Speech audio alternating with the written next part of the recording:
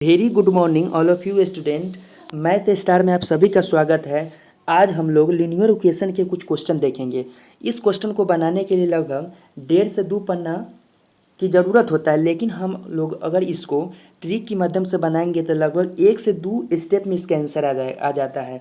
तो देखिए हम लोग कैसे इसको आज सीखेंगे बनाने का, ताकि हम लोग कंपटीशन की तैयारी करते हैं तो इसमें तो कम समय में ज़्यादा क्वेश्चन अटैम्प्ट करने की ज़रूरत पड़ती है, तभी जाके हम क्या करेंगे, कंपटीशन को क्वालिफाई कर पाएंगे।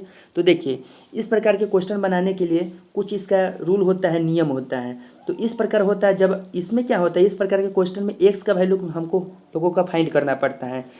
तो एक्स वैल्यू और वाई वैल्यू को द्विघात समीकरण में हम लोग फाइंड करते हैं, यानी निकालते हैं। तो एक्स का वैल्यू निकालना है तो यहाँ कुछ इसका नियम होता है, r upon alpha. R upon अगर अल्फा से इसको अगर हम आर अपॉन अल्फा से अगर भाग करेंगे, कैलकुलेट करेंगे तो एक्स का वैल्यू मेरा पुट यानी फाइंड निकल जाएगा। आर और अल्फा का वैल्यू पुट करके कैलकुलेट करेंगे तो मेरा एक्स का वैल्यू फाइंड आएगा। तो अल्फा कैसे आएगा, तो यहाँ से इसको अगर गुना करेंगे तो यहाँ से मेरा आर बन जाएगा, फिर अल्फा इस प्रकार यहाँ से आएगा तो अल्फा बन जाएगा। चलिए तो आते हम लोग अगर कैलकुलेट करते हैं, इस प्रकार सीखते हैं। तो देखिए यहाँ से एक्स का वैल्यू को अगर फाइंड करना है तो एक्स इजकल टू -2 है प्लस 16 है, यानी 16 है। तो -2 से 16 में गुना करेंगे तो माइनस क्या आएगा, -32 और उसके बाद यहाँ माइनस होगा जो एज फार्मूला का है। और 12 पंचे 60, 12 में 5 से गुना करेंगे तो ये भी माइनस में, तो इसलिए माइनस में जल जाएगा। तो माइनस इंटू दे के -60 इसको लिखेंगे। इंटू इसलिए दे देते हैं ताकि ये अलग अलग हो जाए, एक जगह जो को साइन मैथमेटिक्स में नहीं देते हैं, ताकि वो दोनों क्वार ले यानी झगड़ा कर लेगा तो दिक्कत होगा, ठीक है, इसलिए इसको बंद कर देते हैं। और अपॉन क्या हो जाएगा यहाँ पे, फिर हमको अल्फा लिखना पड़ता है। अल्फा इस प्रकार -2 से 4 में गुना करेंगे तो -8 होगा, और फिर मेरा माइनस होगा इंटू देखिए, फिर 5 में 3 से, 5 तो माइनस में है, 3 प्लस में, तो फिर माइनस से होगा, 5 3 15, तब माइनस यहाँ पे 15 आ जाएगा और इसको इंटू बंद कर देंगे, ठीक है। फिर हम लोग नेक्स्ट, स्पेस कम है इसलिए हम लोग इसको क्या करते हैं, डिलीट कर देते हैं और फिर से बताते हैं। तो आप लोग देखते चलिए स्टेप बाय स्टेप कि किस प्रकार निकालते हैं।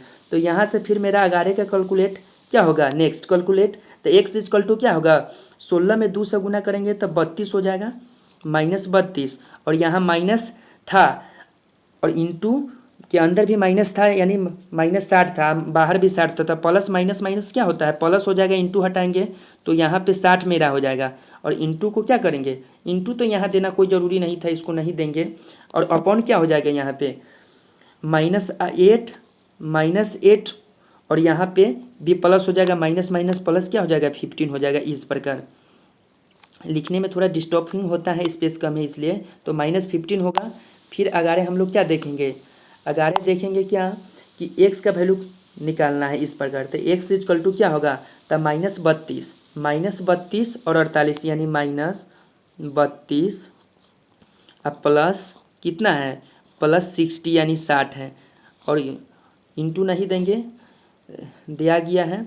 देखिए, और फिर यहाँ क्या है, -8 और +15 इस प्रकार है। तो इसको अगर हम कैलकुलेट करेंगे तो यहाँ फाइनली मेरा क्या आ जाएगा, एक्स का वैल्यू फाइनली मेरा आ जाएगा, एक्स इजकल टू 32 में से 60 को घटाएंगे तो 10 में से 2 गया तो 8 बचेगा, और 5 में से 3 गया तो 2 बचेगा, यानी 28 बचेगा, ठीक है।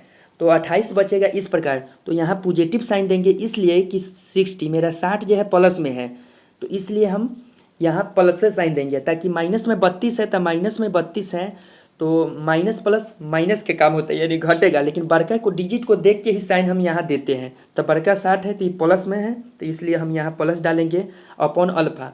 तो माइनस है, प्लस माइनस के काम होगा, तो 8 में से 15 को नहीं घटा सकते, ताकि हमारे पास 8 रुपया है, कोई 15 रुपया मांग रहा है तो हम उसको देंगे, नहीं देंगे।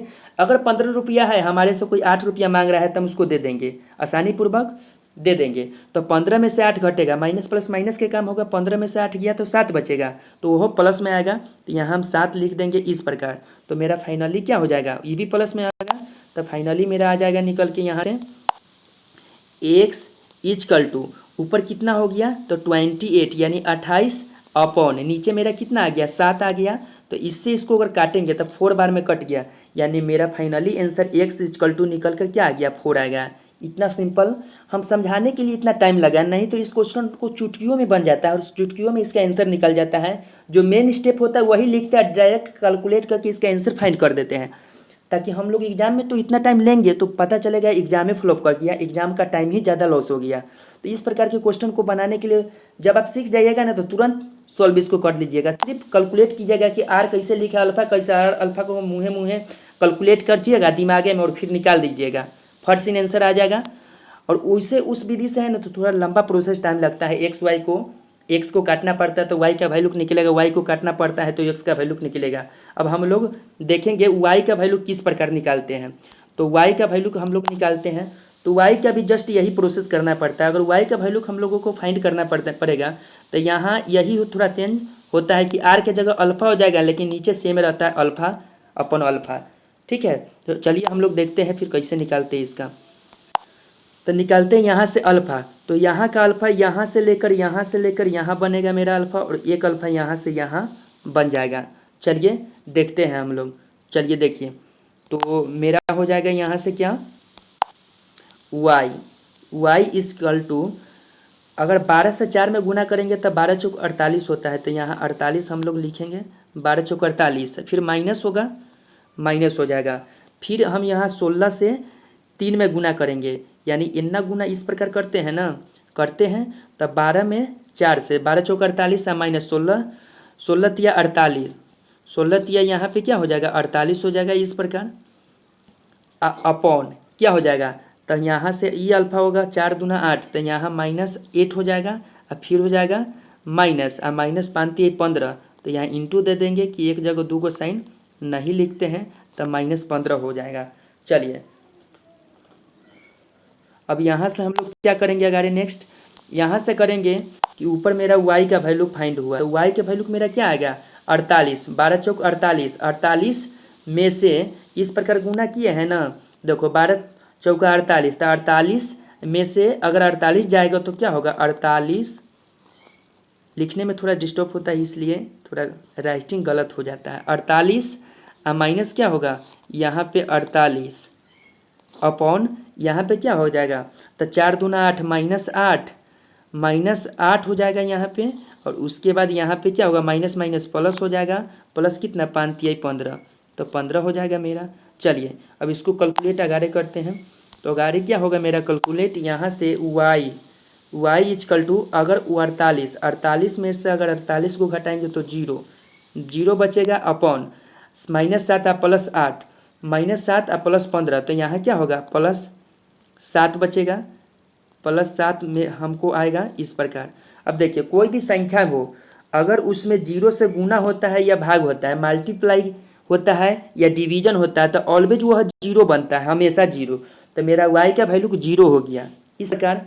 चलिए देखिए, तो हम लोग निकाल लेंगे इस प्रकार के क्वेश्चन को बनाने के लिए बस इतना ही काम करना है। तो मेरा फाइनली x का वैल्यू मेरा कितना आ गया निकल के यहाँ पे, तो मेरा x का वैल्यू आ गया 4 निकल के, और y का वैल्यू मेरा कितना आ गया, तो 0 निकल के आ गया। तो ये मेरा फाइनली क्या हो जाएगा आंसर हो जाएगा। तो इस प्रकार ऑप्शन में होगा तो इसको मार देंगे, इस टाइप का क्वेश्चन होगा तो चलिए आज हम लोग द्विघात समीकरण के देखे हैं कि इस टाइप का क्वेश्चन देखिए है। फिर हम लोग अब नेक्स्ट क्वेश्चन देखते हैं इसी प्रकार के क्वेश्चन कि उसको बनाने में कितना, यहाँ हमको समझाना पड़ा है तब इसीलिए इतना टाइम लगा है। अगर समझाना नहीं होगा तो देखिए कितना जल्दी वो क्वेश्चन हम बना देंगे। तो देखिए इस क्वेश्चन को बनाने के लिए बस एज द एग्जाम, मान लेते हैं कि हम एग्जाम में बैठे तो इस क्वेश्चन को बनाने के लिए कितना टाइम लगेगा, बस इतना ही टाइम। 14 में यहाँ से यहाँ गुना करेंगे तो 1 y के रिस्पेक्ट में क्या है 1 गुणनखंड यानी गुना में रहता है। कोई भी संख्या कोई भी कांस्टेंट के गुणनखंड में क्या रहता है 1 रहता है। तब 4 से 1 में गुना करेंगे तब 4 होगा।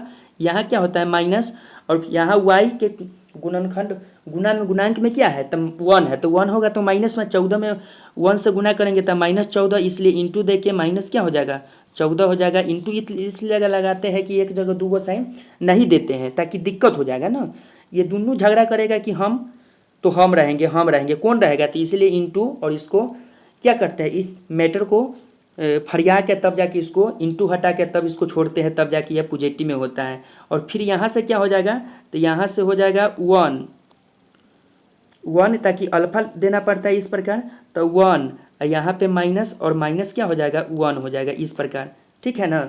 अब चलिए ताकि ये r तो यहाँ से हम दे दिए हैं, यानी +4 माइनस हो जाएगा, इंटू वाला माइनस तो -14 निकल के आ जाएगा। और फिर इसी प्रकार अगर हम लोग देखेंगे नेक्स्ट, अब क्या होगा, तो यहाँ से x इक्वल टू मेरा निकल के क्या आ जाएगा, तो 4 होगा। अब प्लस यहाँ पे हो जाएगा ताकि माइनस माइनस तो प्लस होगा, तब प्लस मेरा 14 हो जाएगा। और अपॉन कितना हो जाएगा, तो यहाँ 1, अब प्लस हो जाएगा, यहाँ भी माइनस माइनस 1, तो यहाँ 2 हो जाएगा। तो मेरा फाइनली यहाँ से हो जाएगा निकल के क्या, तो x इक्वल टू 4 अब 14, यानी 4 और 14 जोड़ेंगे तो 18 बाटा कितना, बाटा 1 को जोड़ेंगे तो 2। अब 18 2 को काटेंगे तो 2 के पहरा अगर 9 बार में पढ़ेंगे तो 18 आता है। तो x का वैल्यू मेरा फाइनली निकल के कितना आ गया, 9 आ गया। तो इस प्रकार क्वेश्चन को हम लोग निकालेंगे। फिर इसी प्रकार y का वैल्यू निकालना पड़ता है। तो y का वैल्यू निकालने के लिए इस प्रकार क्या करेंगे, तो फिर मेरा y इक्वल टू मेरा क्या हो जाएगा, तो फिर उसी प्रकार हो जाएगा, यहाँ से हम गुना करेंगे, यानी अल्फा अपॉन अल्फा इस प्रकार हो जाएगा नहीं। तो चलिए हम लोग देखते हैं किस प्रकार निकालते हैं। तो देखिए यहाँ से हो जाएगा, तो y इक्वल टू अल्फा, तो यहाँ 14 से x के गुणांक में 1 है, तो 14 से 1 में गुना करेंगे तो 14 होगा। और फिर हम लोग माइनस देते हैं, तो माइनस x के गुणांक में 1 है, तो 1 से 4 में गुना करेंगे तो -4 हो जाएगा। यहाँ इंटू इसलिए ना दिए हैं कि ताकि यहाँ साइन क्या है, एक ही साइन है, तो इसलिए पॉजिटिव और निगेटिव है तो निगेटिव बन जाता है। एक जैसा अगर 2 साइन रहता है तब दिक्कत होता है कि एक जगह एगो पिंजरा में 2 शेर नहीं रह सकता है, इसलिए इंटू देते हैं, दोनों शेर को अलग अलग करते हैं, ठीक है ना। चलिए अब यहाँ से हम लोग क्या करेंगे, तो फिर यहाँ 1 होगा और माइनस क्या हो जाएगा, तो फिर -1 हो जाएगा, यानी फिर वही अल्फा का जनरेट करता है। तो आते हम लोग फिर कैलकुलेट करते हैं इसको क्या होगा फाइनली। तो यहाँ से y इक्वल टू मेरा क्या आ गया निकल के, तो y इक्वल टू मेरा निकल के आ गया क्या, तो 14 और -4 तो मेरा 10 बचेगा, यानी 10 अपॉन 1 को जोड़ेंगे तो 2 हो जाएगा। इसको अगर काटेंगे 2 के पहरा अगर 5 बार में पढ़ेंगे तो 10 बार में कट गया, तो मेरा फाइनली वैल्यू निकल कर क्या आ गया, मेरा फाइनली वैल्यू x का वैल्यू निकल कर मेरा क्या आ गया था, x का वैल्यू अगर निकाले थे तो मेरा निकला था कितना, तो इसको कैलकुलेट करते हैं।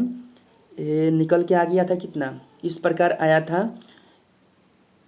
4 और 14 18, मेरा 9 निकल कर आया था, ठीक है। और y का वैल्यू निकाले हैं तो इसका वैल्यू कितना आया है y का, तो 5 आया है। तो इस प्रकार मेरा राइट आंसर हो जाएगा, कोई दिक्कत नहीं। इस प्रकार का क्वेश्चन बनाने में बस इतना ही टाइम लगेगा, कोई दिक्कत नहीं है। तो देखिए इसको हमको बनाने में थोड़ा टाइम इसलिए लगा है ताकि हमको आप लोगों को सिखाना है, ठीक है ना, सिखाना है इसलिए टाइम लगा है। नहीं तो इस क्वेश्चन को तो मने आदमी सॉल्व करता है और x का वैल्यू फाइन, सिर्फ ट्रिक पता होना चाहिए, ठीक है, ट्रिक पता होना चाहिए। टीचर लोग तो बहुत सारा ट्रिक बनाते हैं, लेकिन आप लोग अपना से ट्रिक बनाइएगा ना, एग्जाम में वही काम देता है। ताकि टीचर के पढ़ाया चीज़ तो टीचर ही जानते हैं, और टीचर अपना से वो भी बनाते हैं ट्रिक और अपना सिस्टम से बनाते हैं। और ट्रिक क्या होता है, जब तक उसका आप पूरा थ्योरी नहीं समझ पाइएगा कि हाँ ये ऐसे से ऐसे होता है, तब तक कोई एग्ज़ाम में क्या हो पाएगा कि क्वेश्चन आप सही से सॉल्व नहीं कर पाइएगा, ताकि दिक्कत होता है। थोड़ा भी देखिए ट्रिक का क्वेश्चन बनाने में थोड़ा भी मिस्टेक होता है ना, तो उसमें क्या होता है, थोड़ा भी मिस्टेक कीजिएगा तो उसका आंसर नहीं आएगा, आंसर फ्लॉप कर जाएगा, आंसर मेरा गलती आ जाएगा। लेकिन अगर ट्रिक अपना से बना के अपना से पढ़िएगा, मेहनत से, सेल्फ स्टडी से, वो एग्ज़ाम में काम देता है। टीचर लोग तो बहुत पढ़ाते पढ़ाते उनको एक्सपीरियंस हो चुका रहता है कि बहुत सारा क्वेश्चन का आंसर ही उनको याद रहता है, डायरेक्ट आप कहिएगा डायरेक्ट बना के आंसर ले आते हैं। तो देखिए कंपटीशन में चाहे कोई भी एग्जाम में टीचर को बैठना नहीं होता है, बैठना पड़ता है स्टूडेंट को। तो स्टूडेंट अपना तरीका से स्टडी करेगा तभी जाके एग्ज़ाम को क्वालिफाई कर पाएगा और कोई दिक्कत नहीं होगा एग्ज़ाम में। ताकि देखिए मैथ को तो जितना आप सेंस लगाइएगा उतना सिंपल वे में बनेगा, लेकिन अगर मैथ को अगर ट्रिकल खाली याद रखने का कोशिश कीजिएगा तो फिर पॉसिबल नहीं होगा, फिर दिक्कत हो जाएगा, ठीक है। तो आज हम आप लोगों को सिर्फ यही 2 क्वेश्चन बताए हैं। तो इस क्वेश्चन को बताए हैं इसलिए ताकि हम इसको मोबाइल से ही रिकॉर्ड कर रहे हैं, और मोबाइल से रिकॉर्ड करने में थोड़ा बड़ा कठिनाई हो रहा है, बहुत सारा कठिनाई हो रहा है, तभी भी हम कर रहे हैं रिकॉर्ड, ठीक है। अगर हमको बनाया हुआ वीडियो इस प्रकार के क्वेश्चन अगर समझने में अच्छा लगा है तो इस वीडियो को लाइक कीजिएगा और इस चैनल को सब्सक्राइब कीजिएगा। अगर आपको इस प्रकार के क्वेश्चन चाहिए ट्रिकियल, जितना भी मैथ में होता है, लीनियर इक्वेशन नहीं, परसेंटेज हो गया, ठीक है, प्रॉफिट एंड लॉस हो गया, और एलसीएम एचसीएफ इस प्रकार का क्वेश्चन हो गया, ठीक है। तो इस प्रकार के जना सिंपल इंटरेस्ट हो गया, कंपाउंड इंटरेस्ट हो गया, तो इस प्रकार के चैप्टर से कहिएगा तो हर क्वेश्चन का ट्रिकियल हम बताएंगे। तो इस प्रकार हम लोग कंपटीशन की तैयारी करेंगे और आगे हम सब साथ मिलकर करेंगे तैयारी, ताकि हर एग्ज़ाम को करेक्ट कर जाए और अच्छा से हम लोग निकल जाए। तो इस प्रकार के क्वेश्चन बनाने के लिए इतना ही, आज के लिए इतना ही। अगर कुछ गलती लगे इसके लिए माफ़ कीजिएगा, और आगे के वीडियो बनाने के लिए कृपया बताइएगा, तो हम आगे के भी वीडियो बनाएंगे इस प्रकार के। अगर कुछ कोई भी क्वेश्चन, अगर इस क्वेश्चन दोनों में से अगर किसी में अगर समझने में दिक्कत है तो फिर हमको आप कमेंट करके बताइएगा। चलिए आज के लिए इतना ही, बाय, टेक योर, ध्यान रखिएगा अपने और अपने परिवार को। आज के लिए इतना ही, जय हिंद, जय भारत।